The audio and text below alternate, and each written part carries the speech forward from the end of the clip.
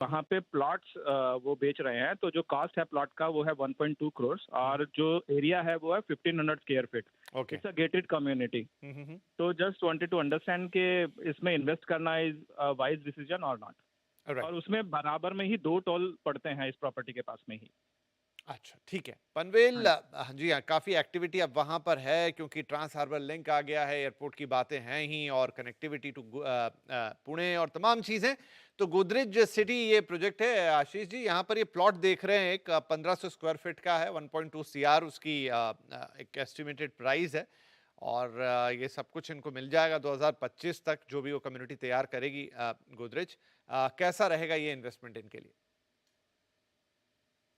विपिन जी, मुंबई एक महानगर ऐसा था जिसके आसपास आप प्लॉटिंग जैसी चीजों की अवेलेबिलिटी, मतलब इस तरह की अवेलेबिलिटीज ही नहीं थी। राइट। पर कनेक्टिविटी इंप्रूव होने के कारण, थोड़ा कंस्ट्रक्शन नॉर्म्स ईज होने के कारण मुंबई के आसपास के काफी एरियाज में अब प्लॉट्स आने लगे हैं, पार्ट ऑफ गेटेड कम्युनिटी। तो ये एक तरह से एक यूनिक एसेट क्लास हो जाता है।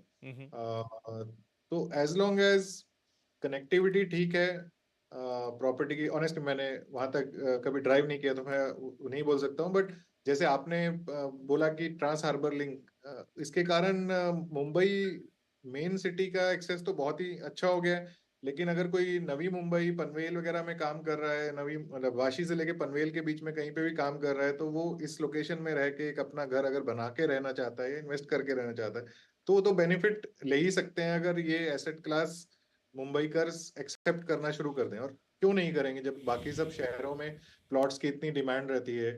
मुंबई में इस तरह की चीज अवेलेबल ही नहीं थी। इनफैक्ट ओनली प्लेस जो मुझे इससे पहले मालूम था कि अलीबाग के आसपास कुछ प्लॉट्स मिलते हैं जो holiday home, second home, third home की तरह पिच किए जाते हैं। तो और रिसेंटली मैंने कुछ और प्रमोशंस भी देखे जो सेंट्रल लाइन के अराउंड करजत कसारा इस जगह पे कुछ प्लॉट्स प्रमोट हो रहे हैं, विच मींस कि मुंबई में ये एक ऑल्टरनेटिव रियल एस्टेट इन्वेस्टमेंट अब बढ़ के आ रही है। विलास, मैंने कुछ विलास के एड्स भी देखे हैं जो पालघर और इन सब लोकेशंस में छोटे छोटे विलास हैं एट वेरी लो प्राइस। सो और मुंबई के रिसेंट विजिट्स तो मुझे यही बताती हैं कि कनेक्टिविटी इम्प्रूवमेंट बहुत तेजी से हो रहा है। राइट। आई होप वो ट्रैफिक भी बहुत तेजी से मूव करने लग जाए, लेकिन कनेक्टिविटी इम्प्रूवमेंट तो बहुत हो रहा है। तो इससे दूर दूर के एरियाज जो हैं वो काफी इजीली कनेक्ट हो जाएंगे। तो लोग इस तरह की जो इन्वेस्टमेंट्स हैं इनमें इंटरेस्ट लेंगे आने वाले सालों में। या पहला नहीं घर नहीं, होने के डेफिनेटली आप सही कह रहे हैं पहला क्योंकि घर होने के बाद सेकंड थर्ड घरों की बात है। जैसे बैंगलोर, समझिए बैंगलोर होता है तो बैंगलोर में जी। आज भी कई लोग कहते हैं कि मैं 2 करोड़ का फ्लैट लूं वर्सेस मैं 1 करोड़ का प्लॉट लेके एक 2 करोड़ का घर बना लूं, हाँ हाँ। बाई रोड में एक्सेस कर लूं, 1 डेढ़ घंटे में मैं अपने वर्क प्लेस पे भी पहुंच सकता हूं।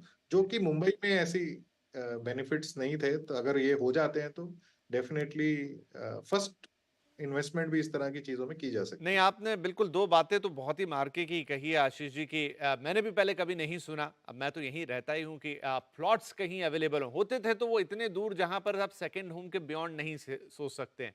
लेकिन पनवेल अब चूंकि ऑलमोस्ट मेनलैंड का हिस्सा हो चुका है उस इलाके के लिए और वहाँ पर और भी रूटीन वाले प्रोजेक्ट हैं और वहाँ प्लॉट्स आ रहे हैं, तो एक नई डेवलपमेंट है शहर के लिए। इन कनेक्टिविटी वाइज ऑल्सो मेट्रो जिस तरह से एक्सपांड हो रही है, जितनी हो चुकी है, जिस तरह से ये ट्रांस हार्बर लिंक और इस तरह की कनेक्टिविटी आई है, जो इवन कोस्टल रोड पे जितना काम हो गया है, तो ये सारी चीजें एक साथ क्लब कर दें तो नो डाउट मुंबई में कनेक्टिविटी में